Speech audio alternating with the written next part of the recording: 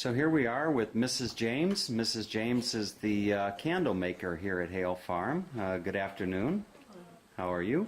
I'm doing well, thank you. How are you? I'm fine, thanks. You're making candles for us this afternoon. Yes.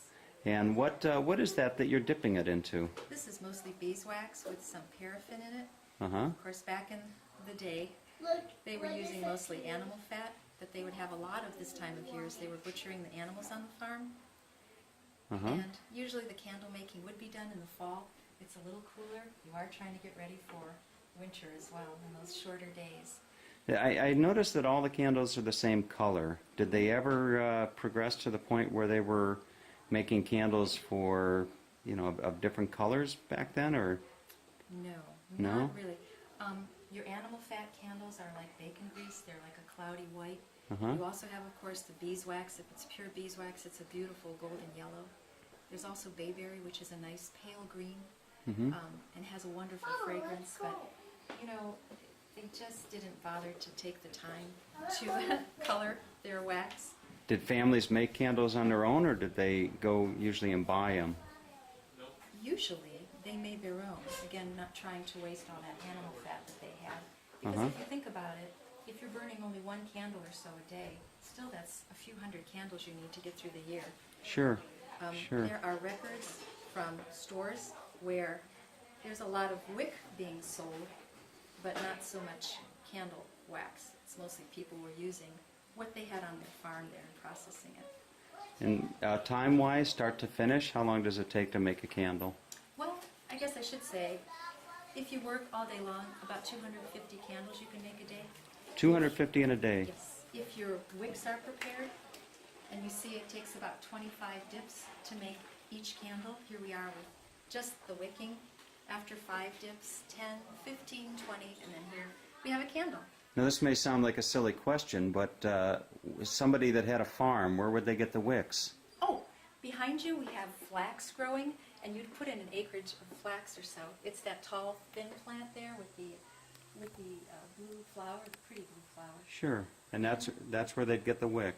Yes, inside those stems are fibers, long, slender, tough fibers called your flax fibers. Those are spun on a spinning wheel and made into linen yarn. Linen yarn used for sewing, also used to be woven together so that you have your linen fabric for sheets and pillowcases, your towels, your dish towels, men's shirts, women's petticoats. You didn't want to waste any of those fibers because it's a long, difficult process to break down that stem without harming the fiber.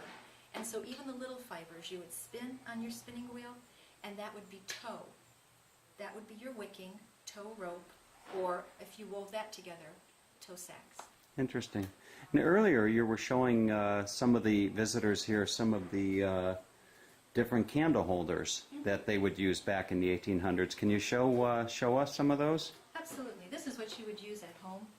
And again, this pan here collects any of the little fibers that haven't burned clean and they're falling down, any of the animal fat that's still spitting at you and Sure.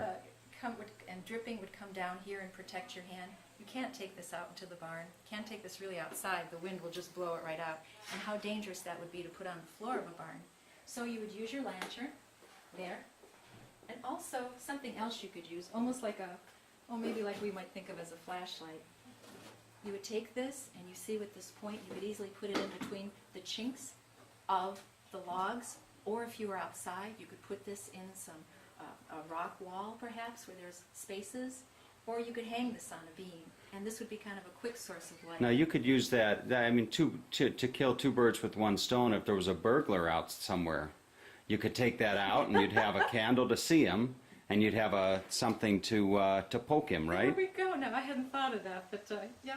Okay. I guess And then that's what else something do we have here? Yankee ingenuity there. This is also something. This again, a very kind of a quick type of light source.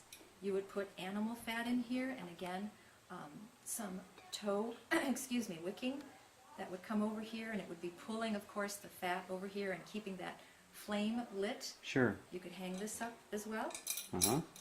for wherever you need a little extra light. Now one of my favorites that you showed them was the little tin case there. This is nice. I think everyone enjoys seeing this. Sure. Made by a tinsmith, of course. Very lightweight, easy to pack in a backpack, a knapsack, what they would call it. In the evening, when you need some light, you simply slide this out and light it.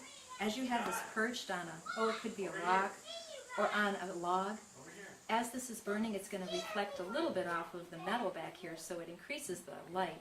But also, when you're all done, maybe reading a letter from home or looking at a map, you simply close this in where it's not going to set anything on fire, and snap it where the candle will stay intact. So, Wonderful. anything for travelers, especially men for the Civil War. Well, thank you for your time. You're welcome. And I've really enjoyed your discussion about candles. Thank you. And hope you have a great day. Thank you, I will. You too. It is a beautiful day. Yes, it is. Take care.